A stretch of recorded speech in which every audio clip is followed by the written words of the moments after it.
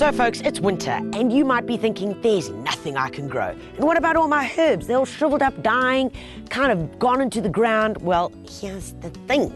Today I'm going to show you that you can grow some herbs during winter, especially those that are frost sensitive, and that is sweet basil and rocket. So this is what we're going to do. First of all, you're going to choose 2 containers.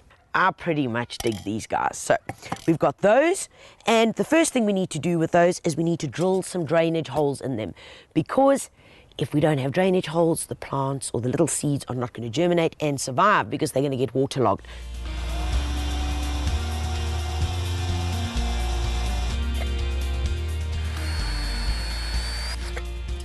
Happiness! I've got the holes done. We are good to go. Now we need to decide on what medium are we going to use in here. So a medium meaning the soil. Now what I've chosen to do is my new favorite, most favoriteest stuff that you can use in the garden. This is called coconut peat. It's basically the husk, the outer husk of a coconut, and it's been kind of shaven, compacted to form a block like this that you can get at your local garden centre. Incredible stuff, incredible value for money. But you obviously can't use it like that. No, what you've got to do is put it into a bucket, and I did one a little earlier. Pop it into a bucket, pour some water on top of it, and put something heavy so that it can kind of sit in the water. It sucks up all that water, and you end up with this. Now look at that. I haven't even touched this yet, but you can see, watch this. That's what happens. Beautiful. You can see by this, if I grab it, and watch carefully here, give it a squeeze. Ah, look at that. Loads of moisture inside here, and that is one of the most important capabilities of this coconut husk. So, am I just going to be using this? No. I've got to put in a bit of bone meal. So sprinkle a bit into here. Pop that in, okay? And just to make sure that I've got enough nutrition in here for these little guys that we're going to be planting, I'm adding in only a little handful of organic pellets, all right? Very important. Add that in. Right, now let's get this guy mixed up properly. Do a real good job of it. Right. Oh, that should do it. Use our little trowel. Take some of this awesome mixture and pop it into our little containers here. Right, now that you've got it in, you're saying, but geez, Tanya, that's way too much. Here's the thing with the coconut is that as you put it in, and when I start pushing it down, you're going to see that it actually compresses quite a bit. So to get things started, what I'm going to do is use this little piece of wood that I've got here and simply just firm it across. Okay, we just get the levels right with this. That's really all we're doing. Now, we've got our packets of seeds. First one I've got here is wild rocket. Look at these little guys. Oh my word. I mean, that is fine. That's like dust. So you're going to take some of the seeds, put them between your thumb and your forefinger, and you really want to just sprinkle them as evenly as possible.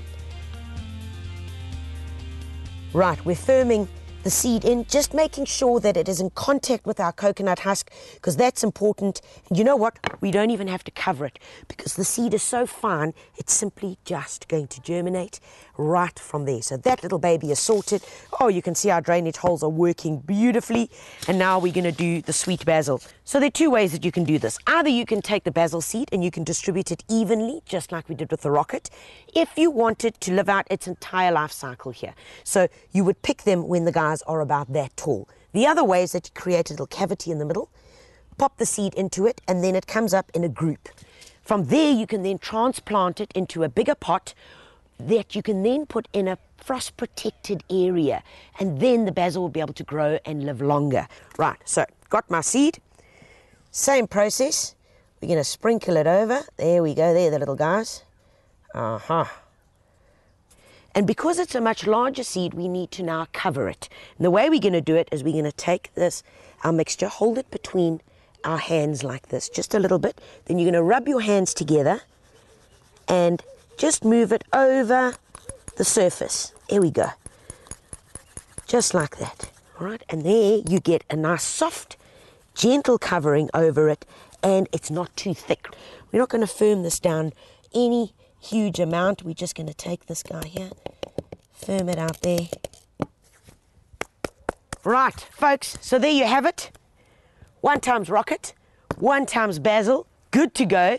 These guys are going to germinate within 10 to 12 days, right? So gentle watering, and you will notice when it needs watering because the color of the coconut husk is different, and that's when you know that it's dried out.